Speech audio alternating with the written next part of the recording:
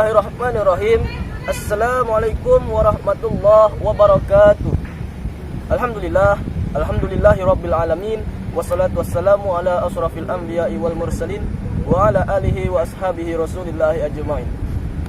Yang pertama dan yang paling utama, kami melimpahkan rasa syukur kepada Allah Subhanahu wa taala yang mana telah memberikan limpahan rahmat dan karunia-Nya sehingga kami bisa menyelesaikan tugas dari Bapak Dr. Handes Usiono MA, yang mana tugasnya adalah membuat video atau proyek. Kemudian tidak lupa pula salawat beriringan salam kami hadiahkan kepada junjungan alam baginda besar Nabi Muhammad SAW. Allahumma salli wa sallim wa barik alaih. Semoga kita mendapatkan syafaatnya di yaumil akhir kelak. Amin amin ya rabbal alamin. Baik, di sini kami kelompok 4 yang beranggotakan saya sendiri, Okareja Fatur Rahman dengan NIM 0307212089. Saya Rifda Ramadina dengan NIM 0307212062, dan di sebelah saya ada Nurul Anjani Daulay dengan NIM 0307212068. Di sini kami akan berdiskusi tentang apa itu hakikat masyarakat dan implikasinya atau implementasinya terhadap pendidikan dalam Islam. Langsung saja memulai sesi diskusi. Untuk yang pertama, menurut Saudari Rifda, apa sih pengertian masyarakat secara umum? Nah, menurut jurnal ataupun referensi yang saya ambil mengenai pengertian masyarakat secara umum, yaitu dalam bahasa Inggris masyarakat disebut dengan istilah society, dari bahasa Latin dari societas, dari socio yaitu mengambil bagian, berbagi, menyatukan.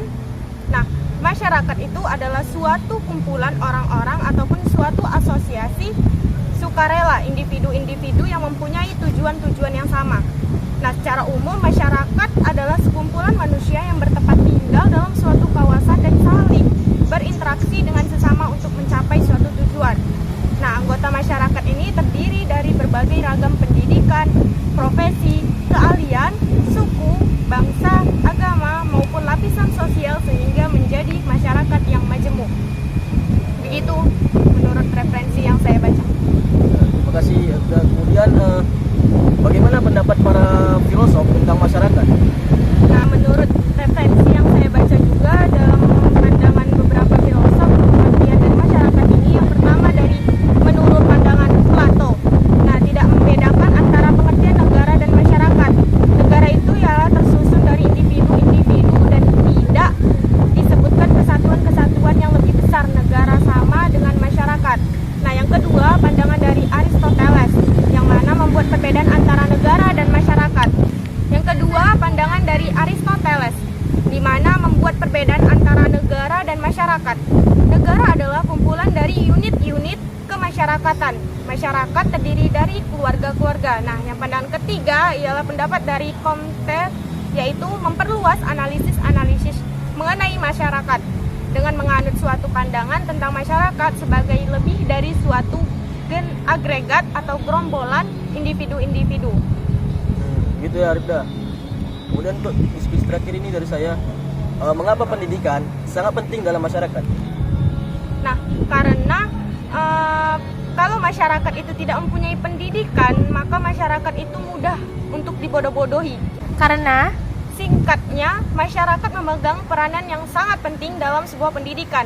Pelaksanaan dan penyelenggaraan pendidikan itu terutama dalam mendidik moralitas, agama, menyekolahkan anaknya, dan membiayai pendidikan anak-anaknya. Masyarakat memiliki hak untuk mendapatkan pendidikan yang baik dan mereka juga mempunyai kewajiban untuk mengembangkan serta menjaga keberlangsungan penyelenggaraan proses pendidikan sebagaimana diamanatkan oleh Undang-Undang Sistem Pendidikan Nasional Nomor 20 Tahun 2003. Bab 4 yang di dalam menggarisbawahi bahwa pendidikan merupakan tanggung jawab bersama antara pemerintah, masyarakat, dan keluarga. Terima kasih kepada Saudara Rifda. Kemudian sesi diskusi ini saya kembalikan kepada Rifda. Nah, pada diskusi kali ini saya juga ingin bertanya kepada Saudari Nurul Anjani Daulay. Menurut Saudari Nurul, apa saja yang menjadi komponen dalam masyarakat? Baik, di sini saya menemukan dari sebuah jurnal, adapun yang menjadi komponen masyarakat adalah yang pertama pertama itu organisasi sosial, kedua budaya, ketiga sosialisasi, keempat kelompok-kelompok primer, yang kelima stratifikasi sosial, yang keenam asosiasi, yang ketujuh tingkah laku kolektif, dan ke-8 penduduk dan ekologi. Nah, komponen-komponen masyarakat di atas sebenarnya merupakan satu sinergitas sosial. Kenyataan dalam masyarakat memang mencerminkan variasi dan perbedaan yang nyatanya, tetapi sejatinya hal itu adalah satu kesatuan yang saling berhubungan. Nah, jadi bagaimana pandangan Islam terhadap masyarakat tersebut? Nah, masyarakat dalam Islam sering diistilahkan dengan umat atas ummah. Istilahnya ummah berasal dari kata amma yang artinya qasada dan berniat keras atau azimah. Pengertian seperti ini terdiri atas 3 arti, yakni gerakan dan tujuan dan ketetapan hati yang sadar. Dan sepanjang kata amma itu pada mulanya mencakup arti kemajuan. Maka ia memperlihatkan diri sebagai kata yang terdiri atas 4 arti, yaitu usaha, gerakan, kemajuan, dan tujuan. Dalam Al-Quran banyak sekali penggunaan istilah umat ini. Misalnya, umat berarti agama yang satu, umat berarti segolongan dan sekelompok, umat berarti sekumpulan orang yang diberi peringatan, umat berarti agama, umat berarti pemeluk agama, umatan wasatan berarti umat yang seimbang, dan umatan wahidan berarti agama yang satu atau Islam. Oke, terima kasih Nurul. Bagaimana ciri-ciri masyarakat Islam yang ideal? Nah, di sini saya menemukan dari sebuah jurnal, dari ciri-ciri masyarakat yang ideal itu ada 12. Yang pertama, masyarakat Islam wujud di atas yang iman kepada Allah, Nabi, Rasul, Kitab, dan Samawi, hari akhir, hari kebangkitan, perhitungan, dan balasan. 2. Masyarakat Islam meletakkan agama pada tempat yang tinggi, seperti tercatat dalam Quran Surah An-Nisa ayat 59. Yang ketiga, masyarakat Islam memberikan penilaian yang tinggi kepada akhlak dan tata susila. Segala kegiatan dan perbuatan insan ditundukkan kepada prinsip dan kaidah yang diterima sebagai prinsip insania yang jelas. Yang keempat, masyarakat Islam memberi perhatian utama kepada ilmu, sebab ilmu dianggap cara yang terbaik untuk memantapkan akidah dan agama. 5. Masyarakat Islam menghormati dan menjaga keharmonisan insan, tidak memandang perbedaan warna kulit, bangsa, agama, harta, dan keturunan. 6. Keluarga dan kehidupan berkeluarga mendapatkan perhatian besar dalam masyarakat Islam. Yang ketujuh, masyarakat Islam adalah masyarakat dinamis dan bertekad untuk berkembang dan berubah dengan pesat dan terus-menerus. 8. Kerja mendapat perhatian sungguh-sungguh dalam masyarakat Islam. Ia dianggap neraca untuk menentukan kemanusiaan insan sebagai sumber dan hal kewajibannya. Kerja merupakan hak dan tanggung jawab manusia. 9. Nilai dan peran harta diperhitungkan untuk menjaga kehormatan insan dan membantu ummah. Pemilik harta hakiki adalah Allah, sebab manusia memiliki harta kekayaan hanya sebagai amanah. 10. Kekuatan dan keteguhan yang diatur oleh agama, akhlak dan ukuran kebenaran, keadilan, kasih sayang, dan ciri-ciri insania yang luhur dijadikan tujuan baik.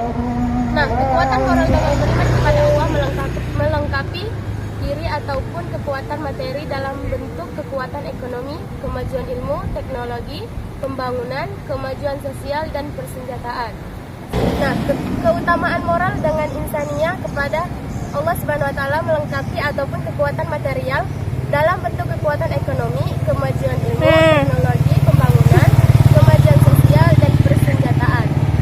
11. Masyarakat Islam adalah masyarakat yang terbuka oleh menerima pengaruh yang baik dari masyarakat lain, terutama dalam bidang ilmu pengetahuan.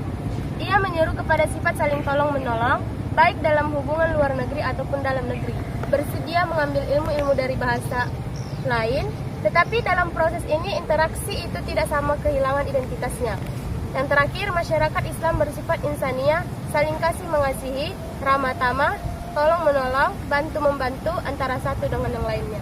Nah, jadi apa saja sih karakter yang perlu dimiliki oleh masyarakat Islam? Nah, yang pertama itu karakter yang perlu dimiliki oleh masyarakat Islam, yaitu masyarakat yang komunikatif. Mengapa demikian? Maksud dari masyarakat komunikatif ini, manusia adalah makhluk yang saling berhubungan, saling menginformasikan ide, makna, konsep, dan pengertian antara satu dengan yang lainnya melalui bahasa suara, isyarat, maupun gerakan. Nah, yang kedua, masyarakat penafsir. Nah, di mana manusia dalam kultur yang berbeda akan memberikan penafsiran yang berbeda pula. Nah, di sini penafsiran dan perilaku manusia merupakan produk dari kultur lingkungannya. Ketiga, masyarakat nilai. Nilai-nilai ajaran Islam merupakan satu kesatuan, di mana masyarakat Islam adalah masyarakat yang patuh terhadap nilai-nilai. Gambaran masyarakat yang memegang teguh nilai adalah masyarakat Madinah. Nah, yang keempat ialah masyarakat keluarga.